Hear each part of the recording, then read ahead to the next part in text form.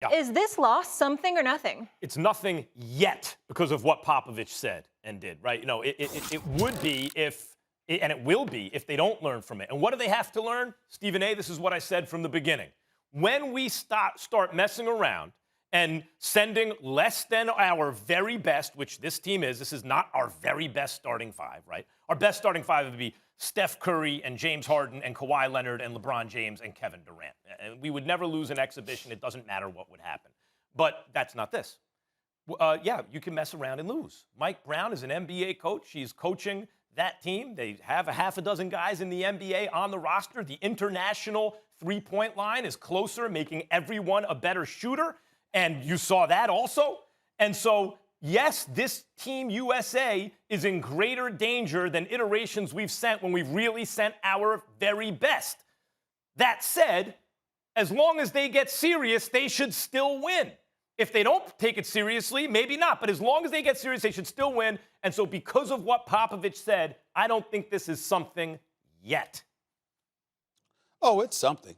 Oh, it's something. But, listen, here's the reality of the situation.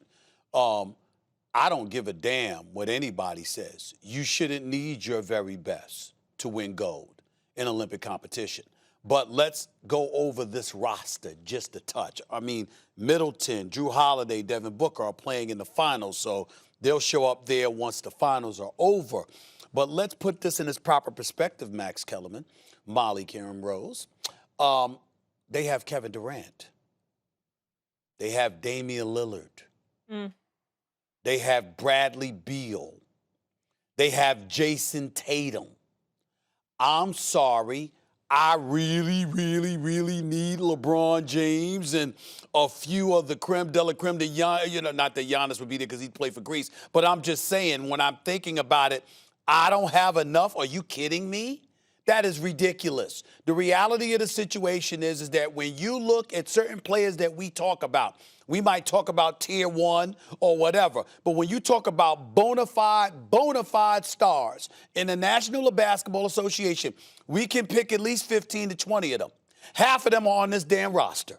There's no excuse to lose to Nigeria. Some dude, Gabe Namdi, who goes by Gabe Vincent for the Miami Heat, Caleb Agata, Namu, or however the hell you pronounce his name. You give up 60 points on threes? Excuse me. You can do better than that. And, oh, by the way, let's also look at Greg Popovich because he's a five-time champion, one of the elite coaches this game has ever seen. Hasn't looked the same since Tim Duncan retired. A little bit different now. So let's point to everything. And let's understand, still in all, you have enough to win gold. It should not require that roster spot 1 to 15 is the absolute best that the NBA and USA basketball can send. We have enough great players. They just got to care enough and be focused, and we got to know that we got the right coaching. They need to care enough. See, that's the point, Stephen A., and that's the reason we need our very best to be bulletproof. We can win without our very best team. I can't hear you. That's the point. Caring is the point. We should be able to win without our very best team. And you're right, usually we do. But we're not bulletproof. When there have been upsets, it's because our very best isn't there. And then the question is why? Because as you go through the roster, you're right to point out, like, just imagine it was an NBA team. And you had KD and Tatum and Lillard, and everybody'd be like, that's the best NBA team in the world. So how can they lose to a team that a lot of guys couldn't even make the NBA? But that's what I mean by caring. It means so much more to these other teams, to these other players, to these other countries to win Olympic gold because there'll never be a higher basketball achievement. That's not the case for our guys. Our guys, the NBA Finals is the highest basketball achievement. And it's also the highest achievement in terms of basketball in the world. What's your point? They don't care as much about it as the players they're playing. But that's not the point you've been making? But that's not the, hold on, wait a minute. What usually compensates for that is an absurd, overwhelming firepower. When we start to degrade that and send less than our very best, that's when upsets happen, which I warned about, and it just happened. My bad. Because, see, I thought you were saying, Max, that, excuse me, you know what, you need elite talent because you going up against these dudes from other nations and they can play. I didn't know what you were saying is, excuse me, that elite competition offsets not caring. I mean, far be it for me to assume that if you choose to play in Olympic competition to represent your country, that you actually care. My bad.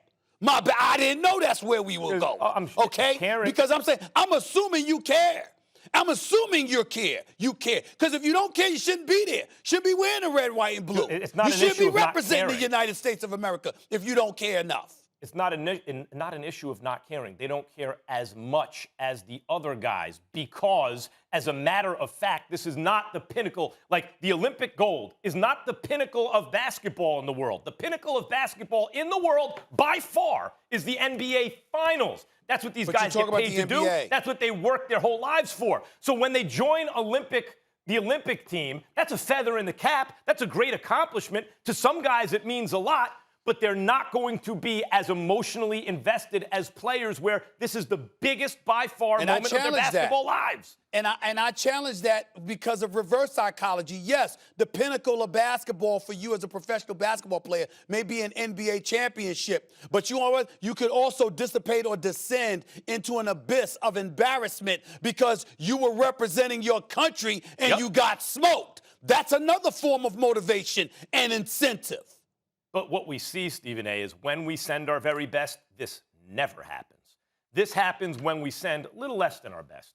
We start saying, well, this guy can't make it. And then what happens? Someone beats us every once in a blue moon, and then we get mad, and then all the best players go and we crush everybody again, right? This is this down cycle now, where we start to say, well, maybe we can win without him, and maybe we can. That's why I'm not saying this is something yet, but it could be. Yeah. Jerry Colangelo and Greg Popovich have something to do with the roster that's been assembled.